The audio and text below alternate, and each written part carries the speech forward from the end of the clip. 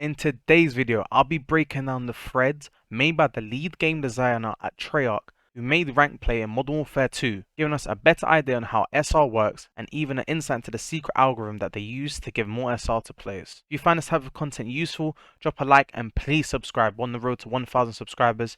Without further ado, let's get into it. So first we have to understand what SR is. SR stands for skill rating and is used as an indicator of how good of a player you are. This will be shown in your skill division. So for example, if your SR, your skill rating is 2000, you'll be a silver ranked player. Or if you have a skill rating of 10,000, you'll be an iridescent ranked player. But this doesn't always show the level that you are currently at. To move up the ranks, you have to win games and this will give you SR.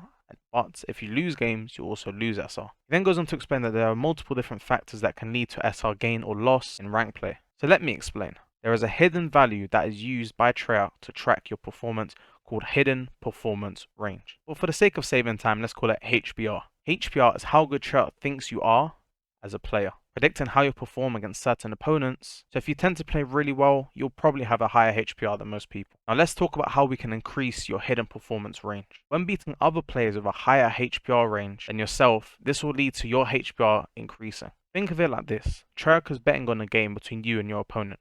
Opponent X has a higher HPR than yourself, probably because of their past games doing better. However, when you win this game, your HPR will go up as that's a way of Treyarch rewarding you for making a sort of upset and then increasing their opinion of yourself.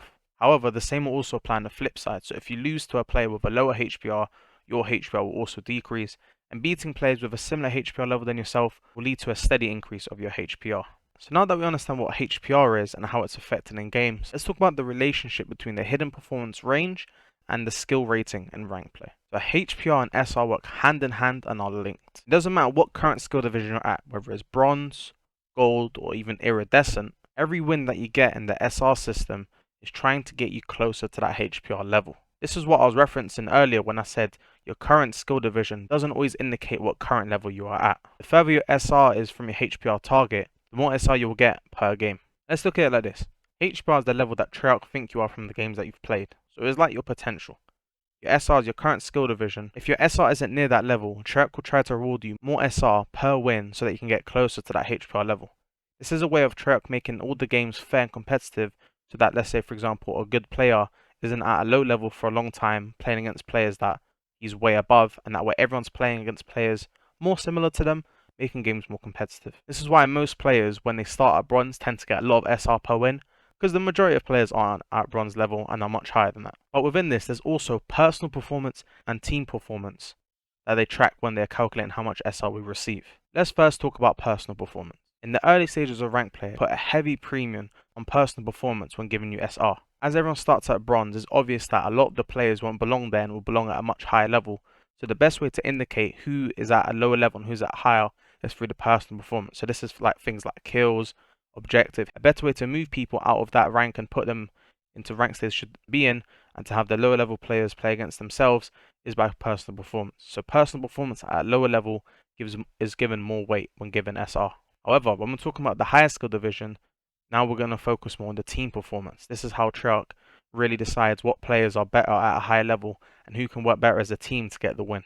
The SR that you earn is more based on teamwork, and this promotes a play style of winning and a mentality of winning. That way people aren't playing for stats, and all play styles that promote winning, whether it be more objective based, more teamwork based, more playmaking based, as long as it works towards the goal of winning a game, you will be rewarded with more SR. So let's say for example you win a game 3-0 in control. You'll gain more SR for that game than winning a game 3-2 where your team doesn't really play well altogether.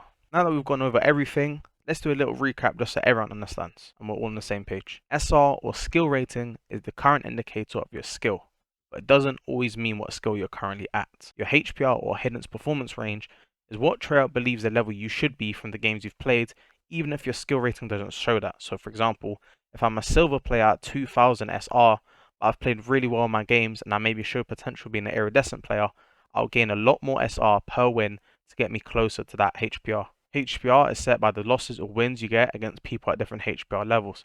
So for example, if I have a lower HPR than an opponent that I beat, I'll gain more HPR. If I have a high HPR than an opponent that I lose to, I'll lose HPR.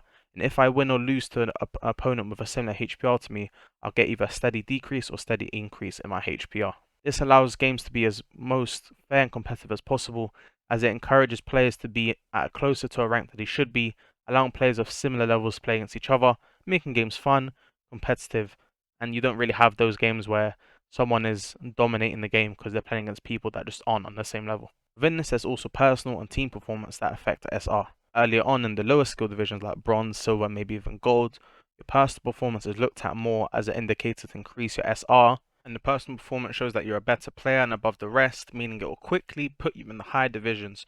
So you're not ruining the bronze and silver players' games because you're just smoking them. In the higher skill divisions, team performance is looked at more and giving you SR and rewarding SR, as it promotes all play styles that help with winning. So if you're a good player at getting kills, but that's not ruining the team, good, at playing objective, good at just making plays, that type of stuff. Any play style that will lead to winning, it promotes that. Winning games more dominantly with your team will lead to more SR gain. This will lead to a mentality in the players at higher divisions to focus more on winning.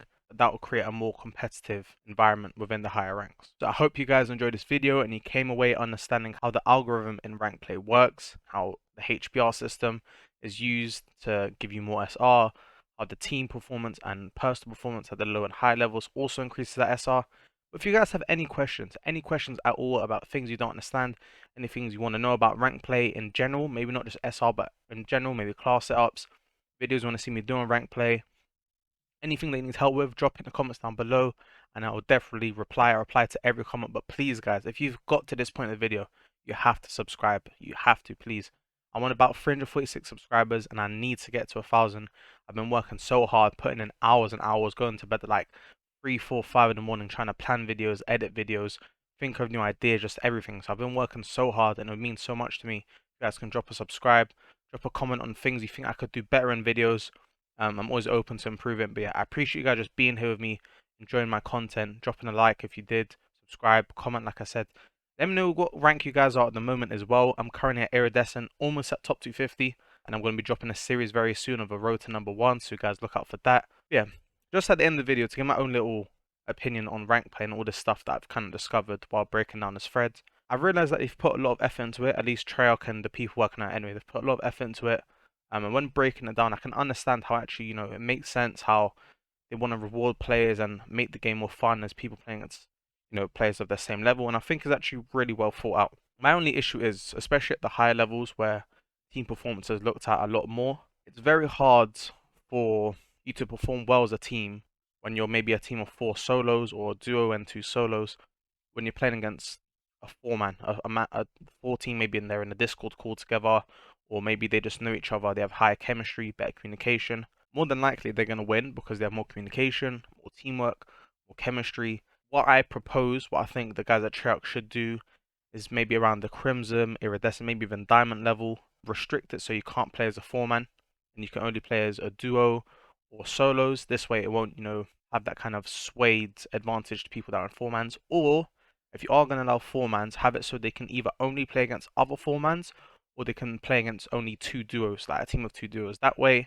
there's not going to be that much difference in the 2 teams of, the team balance, the chemistry, the communication. It's going to be a lot more fair, and that way the SR and it's going to be more fairly balanced. But yeah, let me know what you guys think in the comments down below, what rank you are. If you enjoyed the video, things you didn't understand, I'll reply to everything. Make sure you please subscribe on the road to 1,000 subscribers. Been your boy Stunner. Hope you enjoyed the video. Drop a like, subscribe, and I'm out. Peace.